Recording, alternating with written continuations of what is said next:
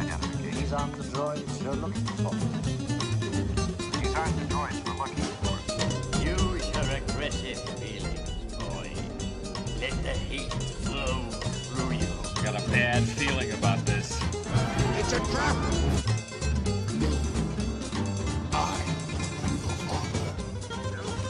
Bonjour à tous, bienvenue pour cette première émission, cette fois-ci très sérieuse, toujours en compagnie de Manon Amakouti. Salut Manon. Salut. Et également on a un invité aujourd'hui, c'est Claude Sabelette. Salut Claude. Salut. Donc alors nous sommes à quasiment un mois de la sortie de Star Wars 7 qui a donc eu lieu le 16 décembre 2015. Nous voici donc le 14 janvier 2016 et un mois après, je pense que c'est un bon moment pour faire un bilan de ce film. Alors l'émission sera découpée en deux parties. On aura d'abord une première partie d'environ 1 heure, on ne sait pas encore exactement combien de temps ça va durer, mais environ 1 heure sur le scénario et la mise en scène de ce Star Wars 7. Et puis après, on parlera dans une deuxième partie de Star Wars 7 dans la saga et la façon dont elle a été reçue par le public et la façon dont elle a été traitée par Disney, rétrospectivement de ce qui a été fait ces 50 dernières années à propos de Star Wars. Voilà, j'ai pris 50 ans, c'est très large, mais comme ça je suis assuré d'avoir mis la saga dedans.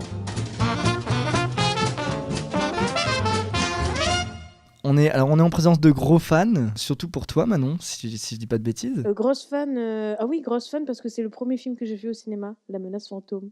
Oui, en 99 donc. Donc oui, on peut dire ça, que ça me tient à cœur en tout cas. Donc ça remonte. Et toi Claude, ton premier contact avec Star Wars Pareil, ça a été La Menace Fantôme. au cinéma ? Ouais, au cinéma. Bah, forcément, j'avais 6 ans quand il est sorti, je crois. Ouais, c'est ça, 99. Ouais, c'est pas le premier film que j'ai vu, mais c'est un des premiers que j'ai vu. Et puis forcément, les 3 premiers. La trilogie d'origine, je l'ai maté en boucle quand j'étais petit, quoi, on va dire. Enfin, je continue à le regarder d'ailleurs. Donc vous avez découvert ça par la prélogie en fait. Ouais. Alors juste pour préciser à nos auditeurs, nous sommes tous les trois, nous faisions partie tous les trois de la même école, qui est une école de cinéma à Paris. C'est donc pour ça qu'on fait cette émission, hein. Donc notre sujet ça va être de passer un peu l'œuvre au crible de tout ça. Donc c'est pour ça que c'est important, je pense, de rappeler notre affinité particulière avec la saga. Mais bizarrement pour moi, ça n'a pas été la prélogie. Ça a été l'épisode 4. Alors je l'ai pas vu au cinéma parce que c'était 77, mais c'est mon père qui m'avait montré la VHS à l'époque. Enfin ça devait être je devais avoir 6 ans j'avais pas vu La Menace Fantôme, mais j'ai commencé par le 4, j'ai fait 4, 5, 6. J'ai été voir 2 et 3 au cinéma, mais j'avais vu le 1 entre deux. Enfin bon, voilà, c'était. En fait, je les ai vus quasiment dans l'ordre en fait, dans lequel il fallait voir. Mais c'est intéressant que vous ayez commencé par la prélogie. Je trouve que c'est une expérience de spectateur assez particulière pour découvrir Star Wars. Bah, rétrospectivement, ouais. quand tu grandis après, on va dire. Jar Jar Binks, je le kiffais avant. Tu vois ce que je veux dire ? Je le trouvais mortel, quoi. Maintenant, plus des masses, quoi. Et toi, il t'a dérangé, Jar Jar Binks, Manon ? Ah non, surtout qu'il a un petit côté créole. Alors moi je viens de La Réunion, hein, donc il a un peu des tournures de phrases un peu créoles. Alors quand Jar Jar Binks est arrivé, tout le monde était super content d'avoir un personnage réunionnais. On se sentait un peu représenté dans la galaxie. Un peu gênant. Mais ça peur, mais ça interdit de ces jours. Mais ça oublié. Aussi se faire horrible chose à musique. Horrible chose si mis ça apparaît dans les parages. Alors bon, là on est là pour parler Star Wars 7, donc on va s'y mettre. On peut rentrer directement dans le vif du sujet du cinéma. En termes de réalisation, alors peut-être commencer par le scénario, parce qu'effectivement le scénario c'est ce qu'il y a de plus abordable pour commencer, je pense, une discussion et après dévier vers le scénario, vers la mise en scène, pardon. Mais Claude, qu'est-ce que t'as laissé ce scénario, quel est ton ressenti ? Je pense qu'on a tous les trois eu le même en fait, mais Bah, c'est un remake. Voilà. C'est un remake qui n'a pas compris le film qu'il est en train de remaker, quoi, qui le met au goût du jour, justement, en gommant tous les aspects qui donnent toute leur force, qui donnait tout ce qui donnait la force au film d'origine. Ils ont tout gommé, ils ont juste gardé une imagerie. Et quel élément précisément du scénario t'a fait dire qu'il faisait fausse route, en fait ? À partir de quel moment tu t'es dit je suis plus dedans, enfin le film me déçoit, quoi. Moi ça a été le moment quand tu vois la première fois que Kylo Ren retire son masque et en même temps le moment où Rey découvre la force. Voilà quoi, je l'ai bien senti passer ce moment-là, je t'avoue. Là, c'est le moment où tu te dis, ok, ils ont absolument pas compris Donc c'était quand même assez tardif parce que c'est quasiment dans l'acte 2 déjà ça. Bah, pas tant que ça, c'est-à-dire moi, émotionnellement, je rentrais déjà. Dès le début, je rentrais pas. Je rentrais pas dedans. Dès le début, le film, il a Et pourquoi alors qu'est-ce qui t'a retenu Qu'est-ce qui m'a vraiment retenu? En tout cas à rentrer dans le film. Enfin, c'est difficile comme question, mais Il y a une question de mise en scène. Je veux dire, je retrouve pas l'esprit dans Star Wars dès le début. À partir du moment où je vois dès le début du film des plans extrêmement compliqués, si tu veux, une mise en scène en apparence extrêmement compliquée, avec des plans séquences qui peuvent être par moments très longs et tout. Star Wars, je veux dire, il y a quelque chose moi, qui est toujours frappant quand on regarde la trilogie d'origine, la première trilogie, c'est que la mise en scène, elle est très simple. Elle est extrêmement épurée, enfin c'est limite épuré comme film. Par contre, c'est l'univers, c'est-à-dire montrer avec une espèce une apparente simplicité, parce que bonne chance pour faire quelque chose d'aussi simple, justement, c'est pas si facile de sortir un truc comme ça, mais c'est quelque chose d'extrêmement simple en apparence pour montrer un univers, juste, on a l'impression qu'il n'y a pas de limite, qui est extrêmement riche. Et la richesse vient de là, justement. Vient de cette espèce de mélange en apparence un peu contradictoire, mais finalement, c'est ça moi, qui me plaisait beaucoup. Et dans ce film-là, moi, justement, je vois un peu l'inverse. C'est-à-dire, je vois une copie d'un univers, tout simplement, mais reproduit, genre une imagerie à la Star Wars, mais mais juste avec une mise en scène extrêmement compliquée, avec plein d'effets dans tous les sens, plein d'effets spéciaux, pour en mettre plein la vue au spectateur, ce qui n'était pas vraiment le... Donc une surenchère du spectaculaire en fait. Ouais, de l'anti-spectaculaire. Pour moi, c'est de l'anti-spectaculaire. Genre Star Wars, c'est ultra spectaculaire. La trilogie d'origine, elle est ultra spectaculaire. Oui. Ce que n'est pas, à mon avis, Star Wars 7. Pour moi, il s'est planté de ce côté-là, justement. Il rend le film anti-spectaculaire. En faisant trop. Enfin, c'est un peu bizarre, mais ouais, ça marche. Et Manon, alors, à partir de quel moment tu... Je sais déjà, parce que tu m'as déjà donné ta réponse, mais à partir de quel moment tu aurais décroché du film? C'est-à-dire, tu te serais dit, non, là, et quel est l'élément, selon toi, en termes de scénario pur? N'hésitons pas à utiliser vraiment des termes de scénario pour en parler. Qu'est-ce qui fondamentalement, dans le scénario, t'a fait lâcher un peu? Moi, c'était vraiment très, très tôt, en fait. C'est-à-dire qu'à partir du moment où il a commencé... Enfin, le générique... déroulant, ouais, le déroulant. Oui, voilà, roulant. Quand j'ai commencé à le lire, je me suis dit, mais attends, non. Non, voilà, déjà ce qu'on annonçait, déjà, ça m'a pas du tout embarqué. Je me suis dit, mais attends, ça m'intéresse pas du tout.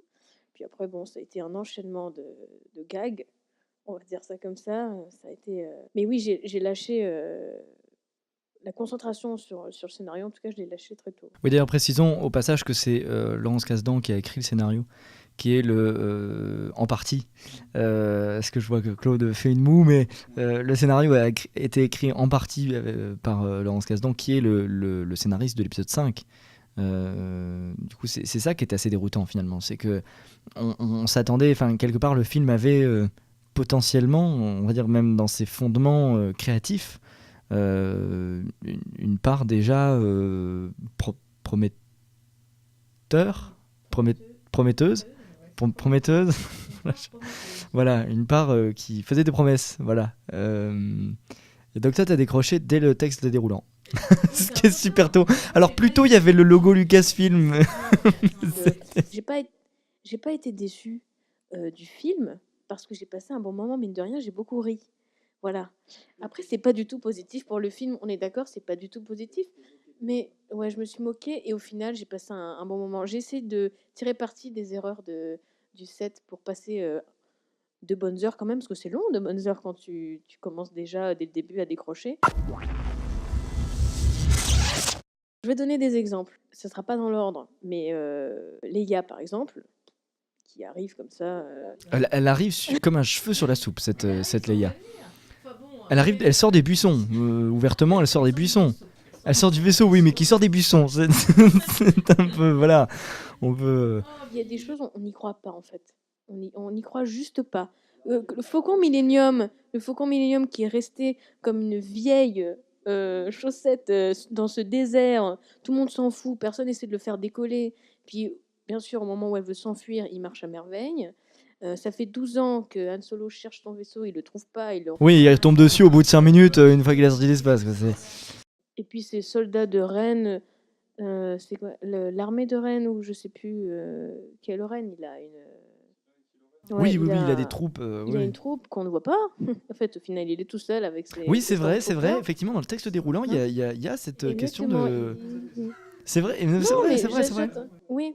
Et on les voit dans le flashback. Flashback, n'importe quoi. Si, c'est Oui, une on sorte les de voit à un moment, flashback. oui, il y a pas un grand discours devant des milliers d'hommes. Oui, un peu nazi, là. Oui, mais à quoi il sert ce discours? Parce que finalement, moi, je le revois là à l'instant, je l'ai en flash, mais à aucun moment ces soldats n'interagissent. Je veux dire que... Ah si, c'est l'attaque peut-être avant la planète. Oui, mais est-ce que c'est pas avant l'attaque de la cantina? Vous savez, quand ils sont dans la cantina avec le petit personnage jaune dont j'ai complètement oublié le nom. Maz. Voilà, avec Maz. On pourrait se tromper de lettre, hein, d'ailleurs. En disant Naz, hein, c'est pas. Mais ce petit personnage Naz. Arrête, c'est pratiquement le meilleur personnage. Oui, c'est vrai. Avec C'est une nouveauté, BB-8. quoi. Au moins, il y a une nouveauté. C'est ce personnage, ce petit personnage. Et en fait, c'est celui qui a le plus de culot, je trouve, en termes d'écriture. Voilà, c'est celui qui peut-être pouvait venir de la prélogie, en fait. C'est ça, en fait. C'est un personnage animé par ordinateur qui. Il n'a pas été emballé. J'ai pas été emballé du tout par ça. D'accord. Non. Ok. Non, moi j'ai vu un sous-maître Yoda, si tu veux. Oui, non, mais c'est ça. Mais tous les autres ne sont que des sous de quelque chose, de toute façon. Donc. C'est dans ce sens-là où c'est justement chaque personnage te semble être juste une pâle copie d'un personnage qui était extrêmement...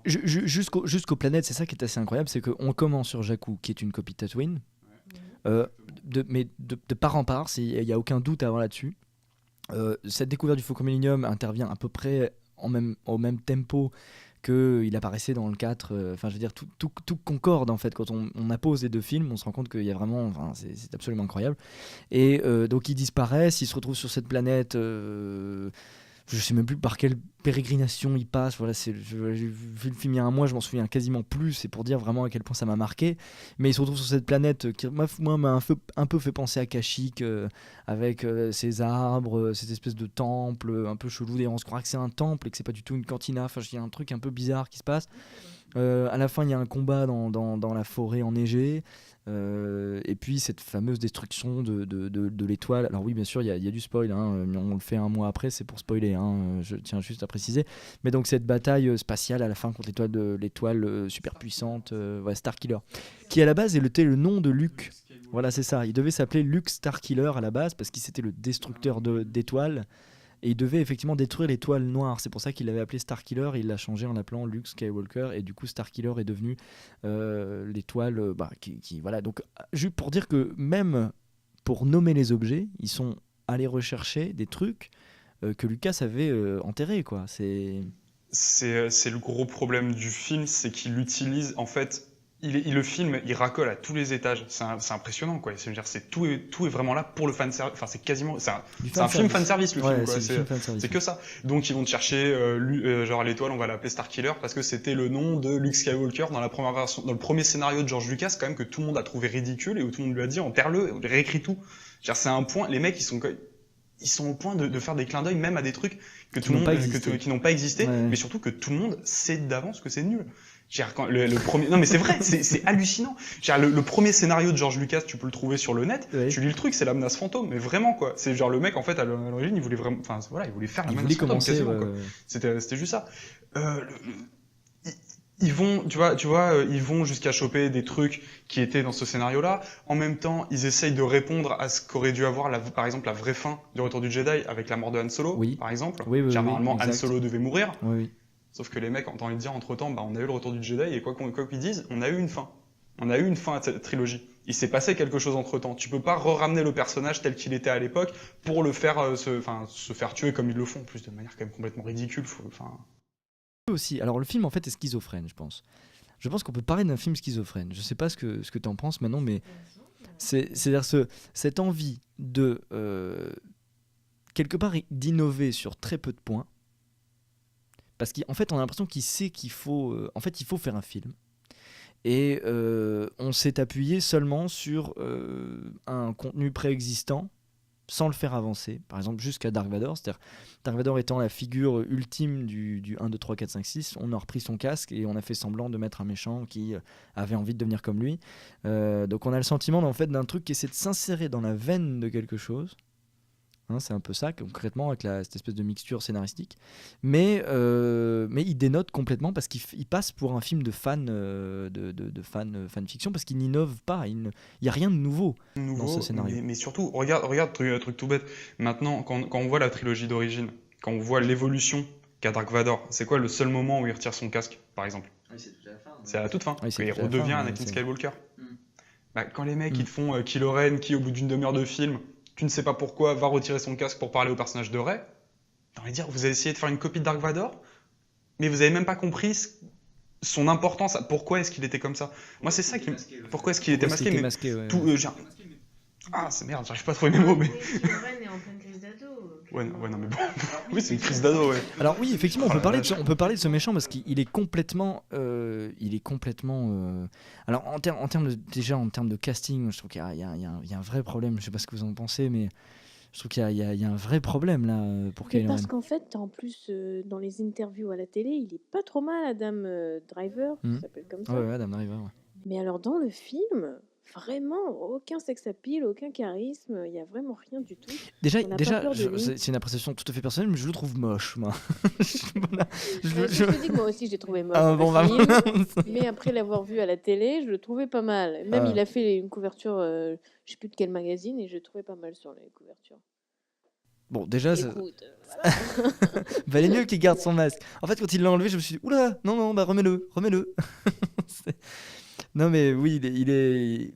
Après, comme disait Troubi, un bon méchant, un bon film, c'est avant tout un bon méchant. Et je trouve que là, du coup, on a une caractéristique essentielle qui était Star Wars, c'est-à-dire que ça soit 1, 2, 3 avec un Palpatine qui était discret, menaçant, dans l'ombre. Il agissait au travers de Dark Maul, au travers de Jango Fett.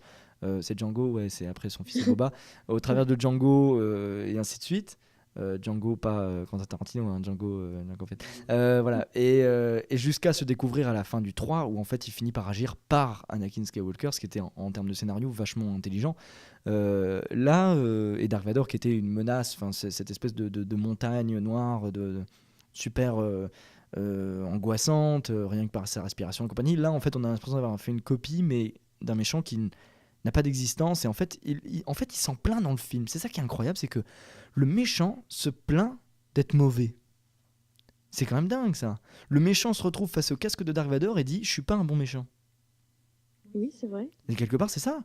Il se retrouve face au casque et il dit « mais putain, comment tu faisais grand-père quoi ?» Eh ben ton grand-père il jouait dans des bons films, voilà. Grand-père, il avait aussi une bonne raison une bonne raison. Disons que au départ, avant qu'il ne bascule complètement du côté obscur, il avait plutôt de bonnes intentions. Je veux dire, Ah oui. c'était tout à fait. Lui, on ne sait pas vraiment comment il a basculé, mais on va le savoir après, peut-être. Ça fait partie des questions. Je suis pas certain ça. Hein. Mais on se pose quand même des questions à la fin de ce film. On se demande qui c'est cette fille là dans le désert là. Enfin, c'est dangereux quand même. Si je puis me permettre de te couper, parce que dans tous les Star Wars, on a réponse aux questions qu'on pose au début, au cours de l'épisode. Là, on nous pose des questions au bout de la... Moi, je m'en suis posé tout le film, et je me suis dit, mais en fait, il ne répond à rien, ce film. Dans le sens où les questions qu'on pose au début, par exemple, qui est cette nana, pourquoi elle vit là, enfin, je veux dire, d'où elle sort, qu'est-ce que c'est que son but, qu'est-ce qu'elle cherche à accomplir, et pourquoi elle sait bien se battre, enfin, je veux dire, d'où elle l'a appris, enfin, tout ça, we don't give a shit, et on n'en saura rien. Même arrivé une fois à la fin, donc c'est-à-dire 2 heures après, on sait toujours pas en fait. Et je pense qu'en fait, cette idée de on saura après, je pense que c'est une chimère ça. Je pense qu'on saura jamais rien. Parce que J. Abrams s'en fout. Je sais pas ce que t'en as pensé, Claude, mais moi j'ai le sentiment que J. Abrams s'en fout. Moi je pense surtout que c'est... Star Wars, voilà, dès le début, donc, tu regardes l'épisode 4, Luke, au bout de 10 secondes, tu sais tout sur lui, quoi. C'est un fermier, il s'appelle Luke, il vit avec sa tante et son oncle... Voilà, tous les personnes dans Star Wars, c'est justement cette apparente simplicité où t'as tout qui est super fluide. Je veux dire, tu comprends tout dès le début. Tout est, c'est bon. T'as pas vraiment de mystère. Genre, tu vois, moi, c'est dès le début du film quand tu vois le personnage avoir un dos, je me rappelle jamais des noms, mais c'est Poe, c'est ça, avec Oscar Isaac, qui est avec Max von Sydow au début. Qui est une copie d'un Skywalker qui serait accompli en tant que pilote. Enfin, même physiquement, je trouve qu'il y a quelque chose de. Ouais, ils ont essayé physiquement, il y a un petit truc sur Skywalker. Tu vois, truc tout bête, le personnage de Max von Sydow dès le début. Ouais. C'est qui lui? On n'en sait rien, il se fait flinguer au bout de quoi, 10 minutes de film. Je veux dire, on saura jamais qui c'est, je veux dire, on a tout un truc sur lui, mais ouais, on s'en fout. Je veux dire, c'est tout est dans l'image, enfin tout est dans Ouais, l'imagerie, je me répète depuis le début, mais c'est que C'est ça. superficiel. Le film, c'est que de Un l'imagerie. vieil Obi-Wan russe. Parce que moi, je l'ai vu en VF et il avait un petit accent. Non, oui, il avait un petit accent. Un petit accent russe? Je suis plus vieux ou un truc comme ça. Et je... Oui, je crois que la première phrase c'était tu as plus vieilli ou je sais pas quoi, il y a un truc comme ça. La première phrase de Kylo Ren, c'est tu es beaucoup plus vieux qu'avant, il me semble. Tu... Oui, ou un truc comme ça, genre tu es plus... Vous êtes plus vieux. Ou quelque Mais chose alors comme moi ça. j'ai été super dérangé parce que je vais répondre à ma propre question que j'avais posée au début sur à partir de quel moment j'ai lâché. Je trouvais que C'est le vrai, texte... on pourrait te retourner les questions quand Bah même. oui, Très, non très mais sympa. du coup je me permets de Allez, répondre vas-y. moi-même. Donc Louis, Alors, à quel moment tu as lâché le scénario? alors à quel moment j'ai lâché le scénario? Alors déjà le texte déroulant m'a effectivement dérouté parce que je me suis dit tiens, dérouté mais en même temps j'avais envie. Je me suis dit putain c'est génial parce qu'il y a 3 clans quelque part, peut-être même 4. On sentait en fait à l'intérieur. Il y avait la République, voilà, le gros machin un peu, voilà. De l'autre côté, il y avait le Premier Ordre, on ne sait pas trop ce qu'ils veulent d'ailleurs. Oui, voilà, je- ils sont... Bon. Et après, du coup, il y a les résistants. Alors pourquoi c'est pas la République qui résiste au Premier Ordre, ça, on ne sait pas. Parce que même dans le texte, déjà, on se dit, attends, d'accord, oui, ils sont 3, mais pourquoi la République n'aide pas du coup les résistants? Pourquoi c'est pas la République qui fait la guerre au Premier Ordre? Enfin, je veux dire, C'est ça, t'as la République, t'as la résistance qui résiste à la République, voilà, on sait pas trop ce qu'elle fait, t'as le Premier Ordre, puis ensuite t'as la suite du texte où, en fait, j'ai l'impression que tout le monde s'en fout un peu du Premier Ordre. oui. Parce que Leia, clairement, elle cherche son frère. Après, bon, bah, si les méchants sont là, il faut bien des méchants, mais bon, l'idée, c'est qu'il faut chercher Luke. Oui, en fait, c'est ça, exactement. En fait, on s'en bat la race du Premier Ordre et ça se sent déjà dans le texte déroulant. Que en fait, le sujet, c'est Luke et c'est pas le reste. Et alors, moi, ce qui m'a dérangé vraiment, c'est la première séquence. D'entrée de jeu, l'attaque. Alors, pas la toute première séquence où on a les Stormtroopers dans le vaisseau. En pleine partie ce qui est- discothèque. Voilà. Mais ce que je trouve visuellement assez beau, assez intéressant. Mais Pas mal, hein, j'ai bien aimé. la deuxième séquence, c'est-à-dire l'attaque du village, qui moi m'a fait penser à un film de guerre un peu raté. Voilà, enfin, je trouvais qu'en termes de mise en scène, c'était vraiment, c'est du vu revu 1 million de fois sans aucune créativité originalité. Bref, passons. Le scénario, je vais dire le scénario atterrit, mais oui, le scénario comme le vaisseau atterrisse.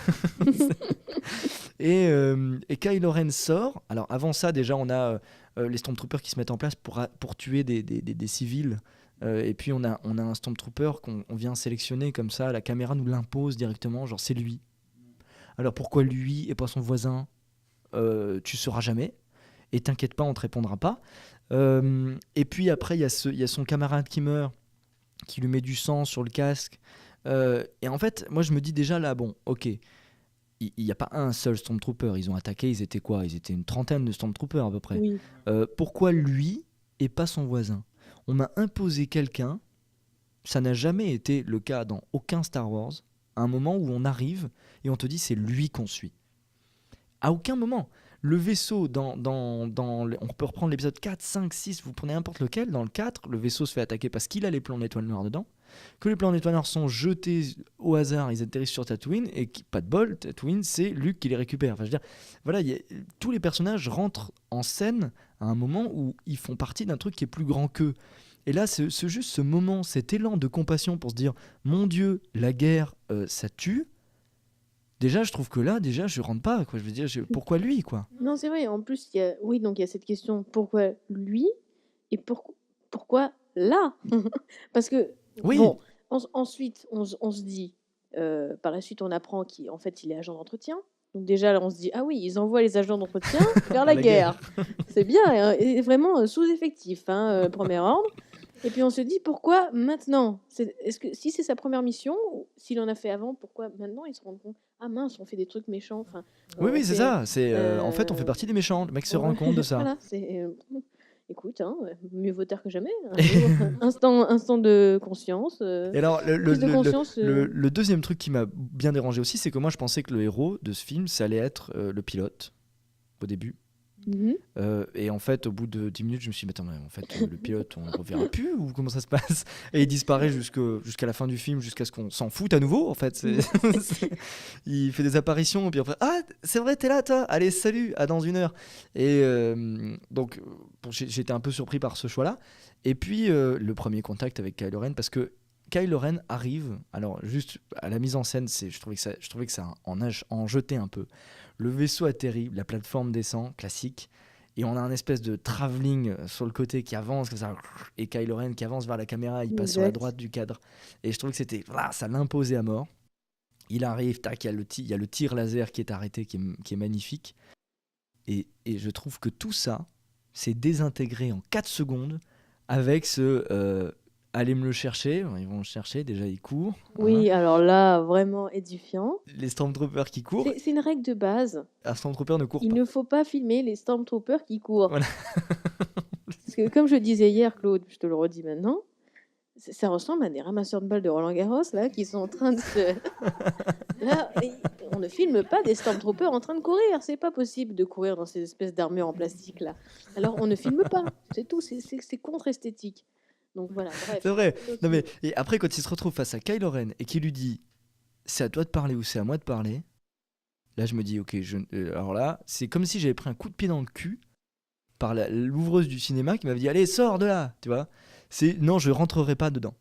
Parce que ça j'ai l'impression voilà, je me dis mais attends, il vient de faire une joke là, devant le plus grand méchant qui était censé être un mec super badass d'après ce que la caméra me disait. Moi je ne fais que répondre à ce que la caméra me dit. La caméra me dit c'est un putain de géant, balèze, super fort et tout, il arrête un laser, enfin waouh, t'es quand même... Il en jette, je veux dire, en l'espace de 4 secondes, tu dis waouh, il en jette. Et la première phrase, elle le désintègre, quoi. J'ai envie de dire, mais bon, en fait, on s'en fout, quoi. Parce que quelque part, l'identification, elle fait que toi, tu t'identifies au pauvre pilote qui essaie de sauver sa peau, et le pauvre pilote, t'en as rien à foutre. S'il se retrouve face à lui, puis il dit bon alors, qu'est-ce qu'on fait? On se boit un café? Je sais pas, mais qu'est-ce que t'en as pensé, toi, Claude? Mais moi, si tu veux, évidemment que moi ça m'a énervé quand je l'ai vu, mais moi ça m'énerve dans quasiment tous les blockbusters que je vois de nos jours. C'est dans ce sens-là où je te disais que justement il est totalement dans l'air du temps. Les mecs, ils ont fait les Gardiens de la Galaxie, ils l'ont appliqué à Star Wars en essayant en même temps de répondre à ce qui pouvait faire kiffer, je veux dire, les fans de Star Wars, de la trilogie d'origine. Ils racolent à tous les étages et au final, bah oui, je me tape un film où on te fait des blagues parce que justement les mecs. On est à une époque où on n'arrive plus à concevoir que dans l'imaginaire, on rentre dans le film. Je veux dire, on peut croire à un univers qu'on nous présente. Je veux dire, Star Wars, c'est pour ça qu'on a adoré la trilogie d'origine, c'est parce qu'on y croit. Je veux dire, dès le début, on y croit.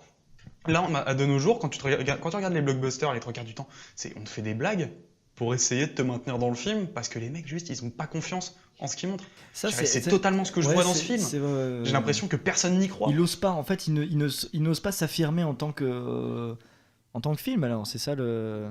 Et c'est effectivement, moi j'ai eu l'impression je me suis dit, ça c'est marrant, j'ai l'impression de voir un Marvel. C'est-à-dire, j'ai un super-héros qui arrive au début, il fait un peu classe, il fait, tu vois, genre, il arrête les vaisseaux, les tirs laser, machin, genre super puissant, mais tout le monde se fout de sa gueule. À commencer par le spectateur, parce que, bah voilà, c'est un Marvel, on est là pour du popcorn, et se marrer un peu, quoi, je sais pas ce que... C'est de l'imagerie pour de l'imagerie, c'est tout. C'est juste, il n'y a plus de confiance au scénario, tout simplement.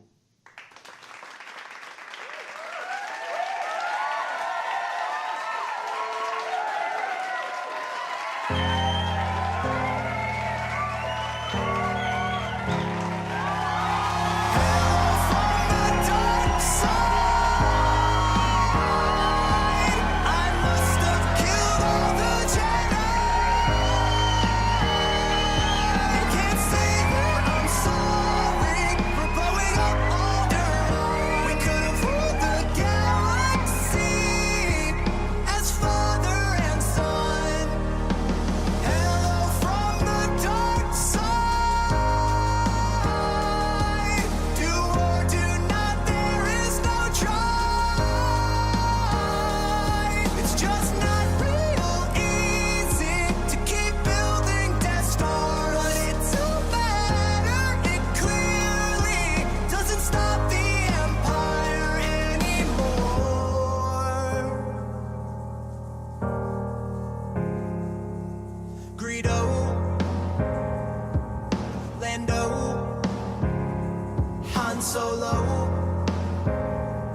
C-3PO, Admiral Akbar, Django, Kid Fisto.